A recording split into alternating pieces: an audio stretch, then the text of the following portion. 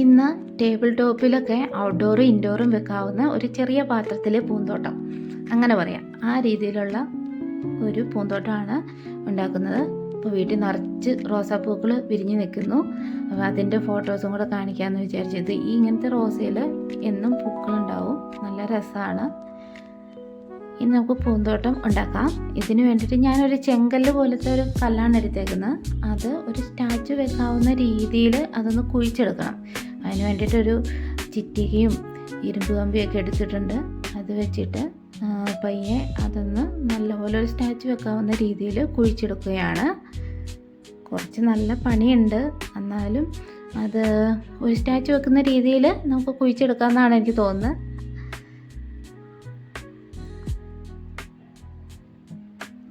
പിന്നെ നോക്കിയപ്പോൾ ഇതേ വീട്ടിൽ വേറൊരു പൂവ്, ഇതും എല്ലാ ദിവസവും വിരിയും.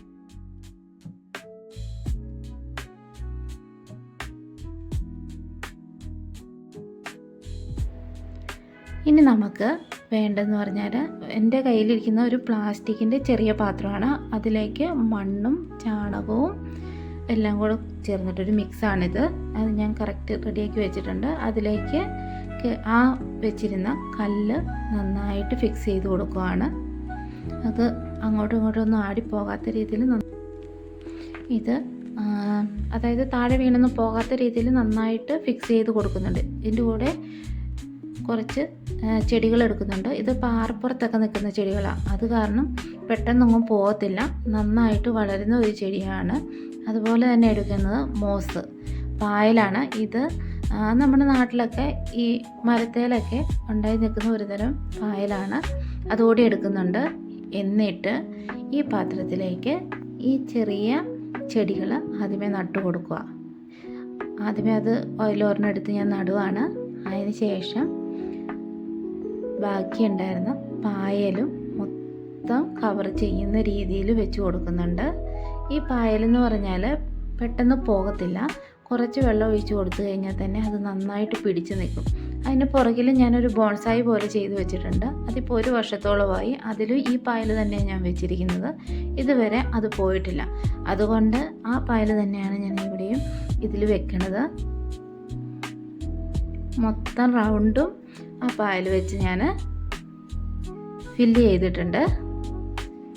ഇനി ഇതിനകത്തേക്ക് ചെറിയ ടർട്ടിൽ വൈൻ പോലെയുള്ള ചെടികളും കൂടെ വെച്ചാലോ എന്ന് ഞാൻ ആലോചിക്കുന്നു. അപ്പോൾ അതിന്ന് ആ കല്ലിനെ ചുറ്റി ഒരു റൗണ്ട് ഷേപ്പിൽ ടർട്ടിൽ വൈൻ വരുന്ന രീതിയിൽ വെക്കാം. അപ്പോൾ 1 മാസമോ 2 മാസമൊക്കെ കഴിയുമ്പോഴത്തേക്കും അത് നന്നായിട്ട് വരികയും ചെയ്യുമല്ലോ. അത് കാരണം ഞാൻ ടർട്ടിൽ വൈനും കൂടെ ഇതിൽ നട്ടു കൊടുക്കുന്നുണ്ട്.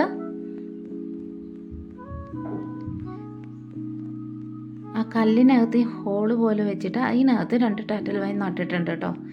അതിൻ്റെ കൂടെ ഈ ചെടിയും കൂടെ നട്ട് നോക്കാമെന്ന് വിചാരിക്കുന്നു. ഇതൊക്കെ എപ്പോഴും പെട്ടെന്ന് വളർന്ന് കിട്ടുന്ന ചെടികളാണ്. ടെററിയത്തിനകത്താണാലും. അത് കാരണം അങ്ങനത്തെ ചെടികളാണ് ഞാൻ ഇതിനകത്ത് വെക്കാനായിട്ട് ചൂസ് ചെയ്തേക്കുന്നത്.